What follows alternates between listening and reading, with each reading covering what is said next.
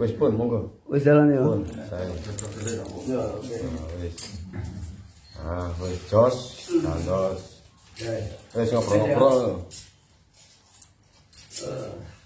Salam satu hati ya.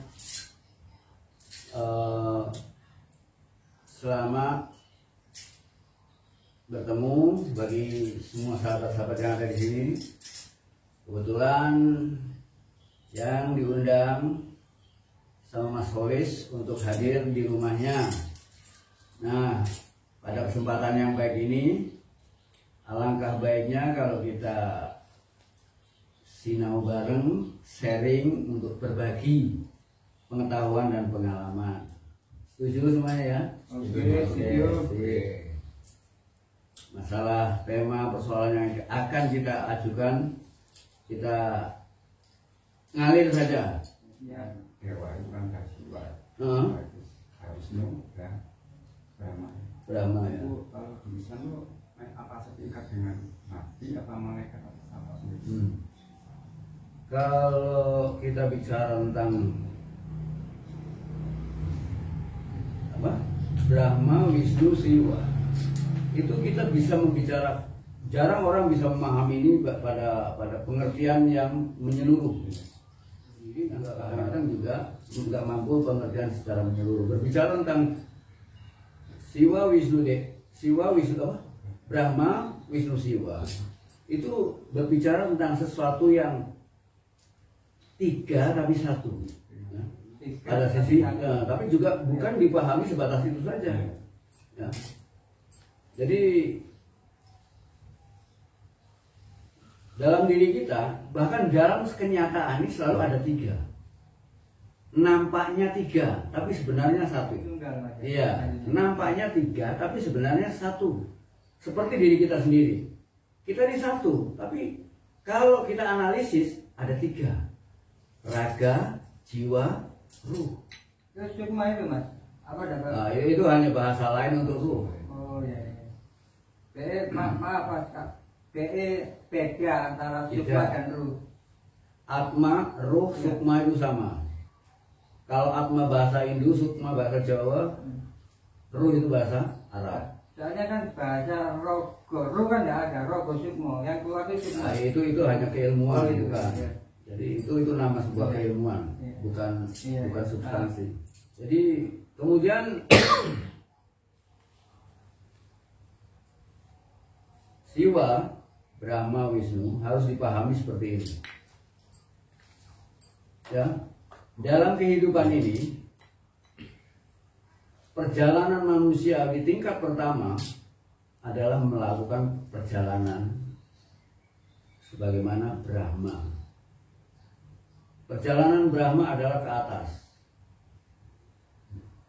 Ke atas itu berarti kembali ke pusat. Atas itu seolah-olah tempat yang suci. Atas itu seolah-olah tempat yang paling tinggi yang harus kita daki, ya. Gitu. Brahma adalah merupakan simbolis perjalanan kita ke atas, karena Brahma itu adalah api. Sifat api itu selalu ke atas, dan sifat api selalu membakar. Maka orang ketika melakukan perjalanan ke atas itu akan terjadi kekurangan. Banyak yang harus dibakar. Karena untuk mencapai atas itu harus tidak ada beban apapun. Dikosongkan, dibakar semua. Maka perjalanan ke atas itu simbolnya adalah piramid. Semakin mengecil.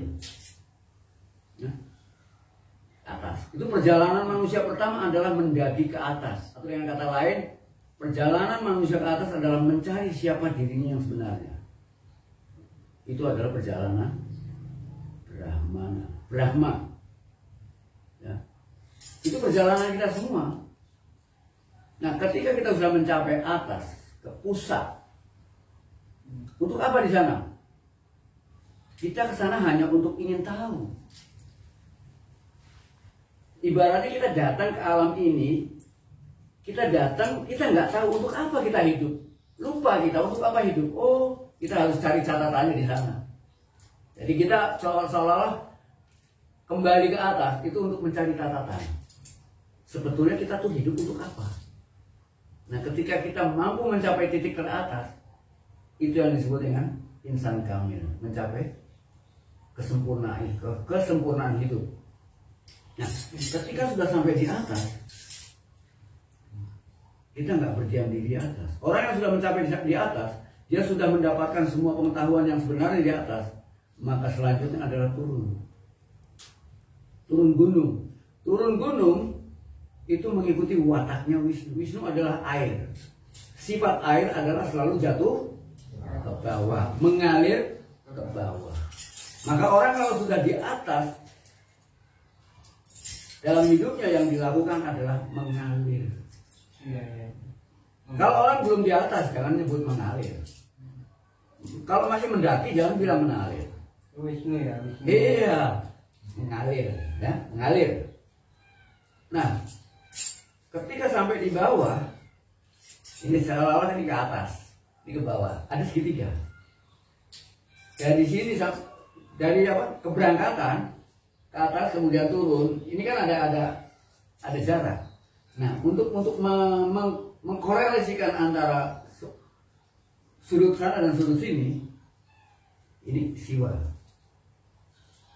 Siwalah yang harus punya kemampuan bagaimana membumikan nilai-nilai langit tadi, nilai-nilai yang kita capai di langit tadi, kita bumikan. Bagaimana menghorizontalkan nilai-nilai vertikal.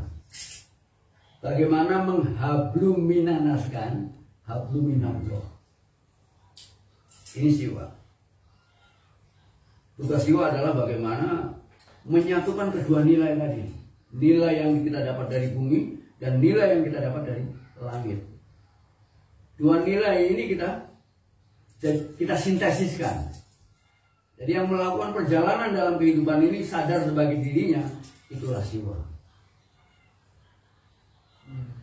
Nah, Muhammad bisa disebut siwa, Buddha bisa disebut siwa, siwa pun bisa disebut Muhammad, Buddha pun bisa disebut Muhammad. Itu hanya julukan-julukan bagi tiap-tiap agama. Orang yang sudah mencapai tataran ini. Kalau kita cerita tentang Brahma Winu Siwa. Nah, kemudian dalam kehidupan ini hampir semua tatanan, dari mulai yang mikrokosmos sampai yang makrokosmos, selalu ada tiga hal. Ya. Pusat sistem, ya, ada pusat sistem seperti ini. Ini kan lingkaran. Ya, ya. Ada pusat, ada batas. Ya. Kemudian ada medium. Yang pusat itu kekal, yang batas selalu bergerak. Medium mencoba untuk menghubungkan, mengkomunikasikan yang bergerak dengan yang tidak bergerak. Seperti komedi putar. Yang di luar selalu bergerak, tapi dia bergerak pada satu arah. Ya. Yang di tengah nggak bergerak ya. Dia sebagai basic, sebagai pegangan. Tanpa ini nggak ada putaran. Ya. Ya. Nah, ketika dia berputar, di sana ada dua kekuatan. Dua kekuatan ini namanya sentripetal dan sentrifugal. Ya. Seperti kalau misalnya kita apa? Ini kita putar ya. Ini kalau nggak diputar kan dia lemes. Tapi kalau kita putar, nah, ada kekuatan yang mendorong keluar. Kekuatan yang mendorong keluar ini namanya sentrifugal. Dengan ketika dia terdorong keluar, tapi dia juga ada penahan yang tetap terikat pada pusat. Ini namanya sentripetal. Ya. Sehingga dia putarannya tadi tidak lepas dari pusat. Putarannya tetap berada di garis edarnya tanpa ada perubahan. Ini karena ada penahan. Ini yang disebut dengan, jadi makanya ada dua kekuatan ini namanya sentripetal dan sentrifugal. Kekuatan yang membuat dia tertahan dengan pusat ini disebut kekuatan Brahma. Ini yang disebut sentrifugal. Wisnu itu yang kita sebut juga sentripetal. Dan manusia seharusnya punya tiga kesadaran. Siwa Siwa adalah pusat. Siwa adalah kekuatan yang mampu menyatukan dua. Ya kan? Brahma itu ke atas, Siwa itu apa? Brahma itu ke atas, Wisnu itu ke bawah. Ini kan bersimpangan. Iya. Gak bakal ketemu ini. Siwa tugasnya adalah mempertemukan keduanya. Mempertemukan keduanya inilah makanya Siwa ditugaskan. Dia seringkali dilambangkan sebagai lingga dan yoni, laki dan perempuan, bapak angkasa dan ibu bumi. Ini keduanya itu harus dipertemukan. Pertemuan keduanya ini yang disebut dengan perkawinan, perpaduan. Dari perpaduan inilah akan muncul ciptaan-ciptaan baru. Dari suami dan istri muncul anak-anak. Semua pertemuan melahirkan ciptaan. Kita bisa bikin kopi karena mempertemukan gula, air, dan kopi. Dari mulai HP sampai televisi sampai komputer semuanya kan pertemuan-pertemuan. Mempertemukan elemen-elemen dengan komponen-komponen. Ya kan? Teknologi mencapai titik yang tertinggi itu pun hanya kemampuan bagaimana mempertemukan elemen-elemen dengan komponen untuk mencapai tujuan-tujuan yang diinginkan. Nah, kemampuan mempertemukan semua komponen ini orang Islam menyebutnya soleh. Orang yang soleh itu adalah orang yang mengenal alam dengan seluruh komponen elemen sehingga mereka mampu mempertemukannya. Mulai dari bikin kopi sampai bikin televisi. Itu karena kemampuan memahami alam, memahami dirinya punya kepandaian. Itu kita bicara tentang Wisnu, Siwa, Brahma. Jadi nggak bisa dipecahkan. Apalagi selama ini orang sering, bahkan orang Hindu sendiri sering memahami Siwa itu sebagai penghancur. Brahma itu seringkali dipahami pencipta. Wisnu dipahami sebagai, bisa saja kita pahami semacam itu. Karena pencipta yang sebenarnya adalah Siwa. Tapi Siwa seringkali dipahami sebagai penghancur. Padahal Siwa bukan penghancur. Siwa itu punya kemampuan melebur. Lebur seringkali dipahami kan hancur. Lebur itu artinya gini, bagaimana mempertemukan dua yang berbeda.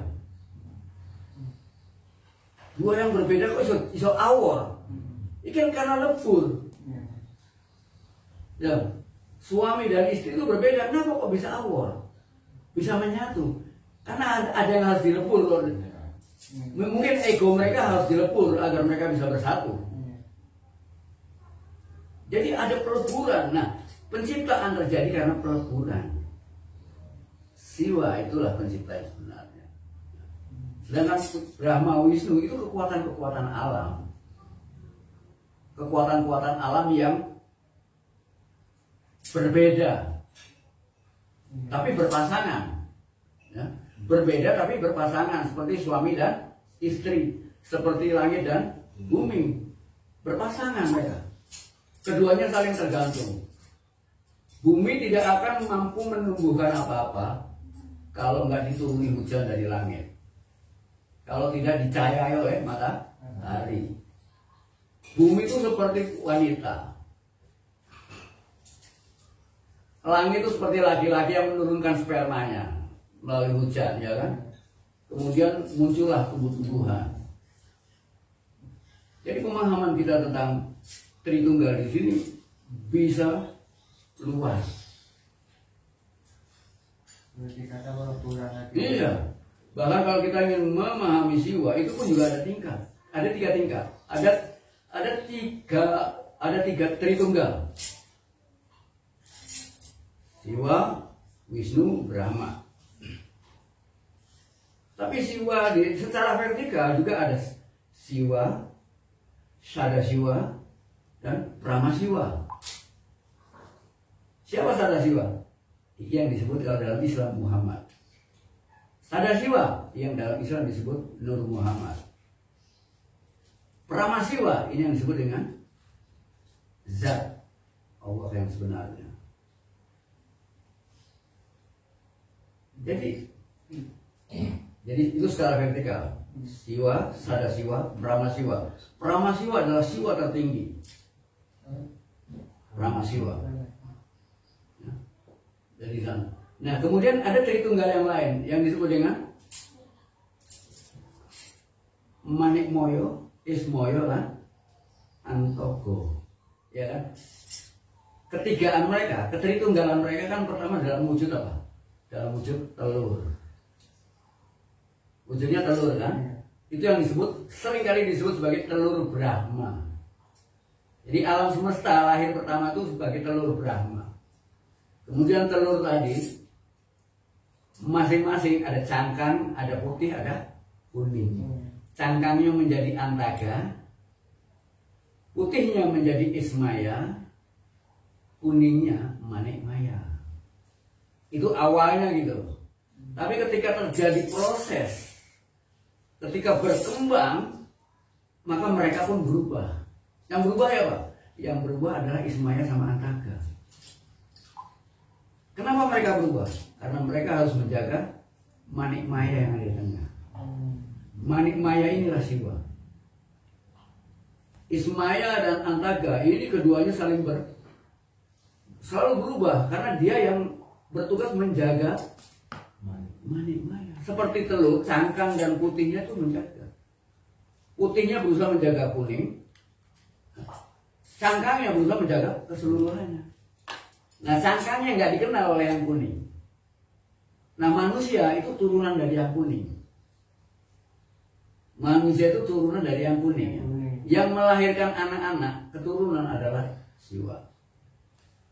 Sedangkan yang ngomong manusia itu yang disebut Ismaya, yang kemudian menjadi Semar atau Sabdo Palon. Cangkang itu bagian luar yang menjaga kehidupan ini. Dia yang langsung bersentuhan dengan dunia luar, yang sering digambarkan dengan dunia raksasa. Makanya Togok seringkali bergaulnya sama raksasa. Togok nggak dikenal sama kuning karena dia terpisah dari putih. Semar itu Ismaya. Tugasnya bagaimana menjaga kuning. Maka dia seringkali disebut sing momongi. Gitu. Ismoyo. Nama Ismaya itu kan setelah terjadi perubahan. Setelah dia berjalan dalam kehidupan, mereka berubah. Semar berubah waktunya dari gendut. Antogo berubah sama dari ombong. Kan? Namanya pun berubah. Dalam cerita-cerita seolah-olah mereka menjalani semua ini untuk kembali kepada jati diri yang sebetulnya ganteng. Nah, itu kalau kita mau cari istilah Siwa, Brahma, Wisnu. Kalau mau lebih luas banyak lagi.